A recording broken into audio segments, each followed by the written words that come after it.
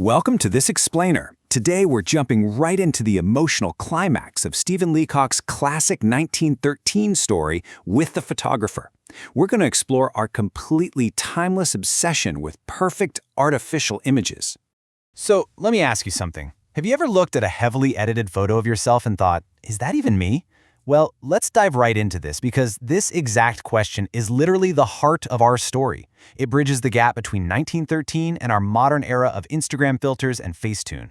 It turns out that anxiety of having your real face erased in favor of a perfect one, yeah, that's over a century old. All right, Section 1, The Quest for Authenticity, a 100-year-old filter problem. Just to get us all on the same page, here's a quick recap of the setup. Our narrator is a 40-year-old guy who just wants a simple, authentic photograph for his friends to remember him by after he passes away.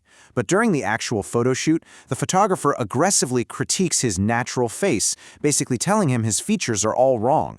So the narrator finally returns on a Saturday to view the printed proof of the photo, only to find his face is completely unrecognizable. I mean, his eyebrows have already been removed. And that is exactly where we pick up the story. Which brings us to Section 2. Whose face is this? The breakdown begins.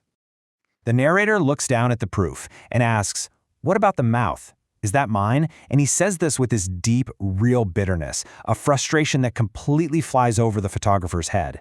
The narrator's tone here is starting to build into pure confusion. He's desperately scanning this piece of paper, searching for just a single authentic feature that actually belongs to him. The photographer replies, "It's adjusted a little. Yours is too low. I found I couldn't use it." Okay. Let's translate that. In simple, modern English, the photographer is essentially saying, I moved your mouth because your real one was positioned incorrectly and looked too bad to photograph. Notice how incredibly clinical and detached his response is. He treats a human face like a broken machine part that just needs swapping out. He literally says he couldn't use the narrator's real mouth. Wild, right? Grasping at straws, the narrator pleads to know if anything on the paper is actually him. He says, the ears, though, strike me as a good likeness. They're just like mine. Is it me? He's practically begging for a yes here.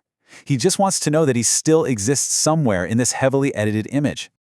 Moving on to Section 3, the process of erasure, sulfide, delphide, and dehumanization. So the photographer answers, yes, that's so. But I can fix that all right in the print. We have a process now, the sulfide, for removing the ears entirely. Again, translating to plain English, he's telling his client, yes, those are your ears, but don't worry, I can use a new chemical to completely erase them from the final picture. The photographer is absurdly proud of his edits.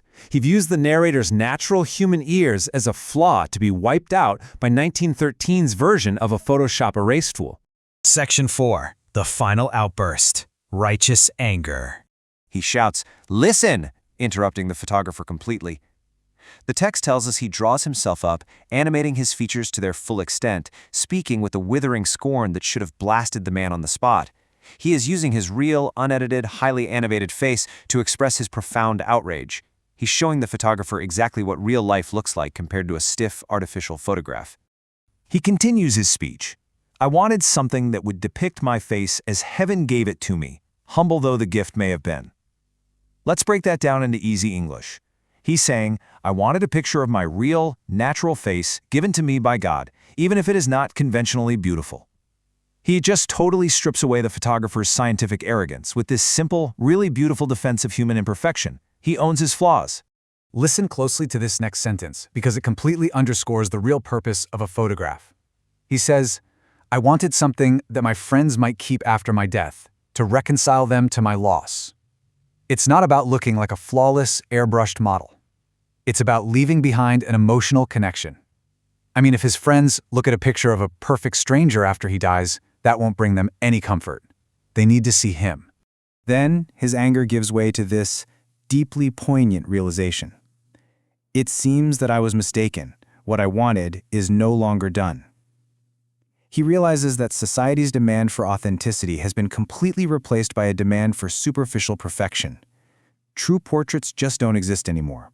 Only polished illusions do. So he tells the photographer to go ahead with his brutal work. He mockingly lists the overwhelming, ridiculous laundry list of edits the photographer performs. He tells him to take his negative and dip it in sulfide, bromide, oxide, cowhide. Yes, he actually sneaks in the joke word cowhide among the real chemicals, just to show how nonsensical this all is to him. He tells him to remove the eyes, correct the mouth, adjust the face, restore the lips. And this builds into pure hyperbole. He sarcastically demands the photographer edit his clothes too, reanimate the necktie, and reconstruct the waistcoat. And finally, he tells him to coat it with an inch of gloss, shade it, emboss it, and gild it, which means to cover it in literal gold leaf, until the photographer is finally satisfied that it's finished. Section 5. A worthless bauble, the tragedy of artificiality. He says, then when you have done all that, keep it for yourself and your friends. They may value it. To me, it is but a worthless bauble. He completely rejects this idealized fiction. He abandons the photo to the man who created it because it is the photographer's face now, not his. Now, if you're wondering what a bauble is, it's basically a trinket. By defining the picture as a worthless bauble, a showy, artificially polished item that holds absolutely no real value, he highlights the ultimate tragedy of the story. An image without authenticity has no soul. It literally doesn't matter how pretty the picture is if the humanity has been edited entirely out of it. And the story ends with a single, heartbreaking sentence. I broke into tears and left. The righteous theatrical anger melts into deep sadness. The narrator leaves, fundamentally broken and humiliated by a world that absolutely refuses to accept him as he naturally is. Over a century later, and man, this story hits harder than ever. As we wrap up this explainer, I want you to grab your own phone, look at the apps we use to smooth our skin and change our features, and ask yourself this final question. If you edit away every single one of your flaws, is the person left in the picture still you?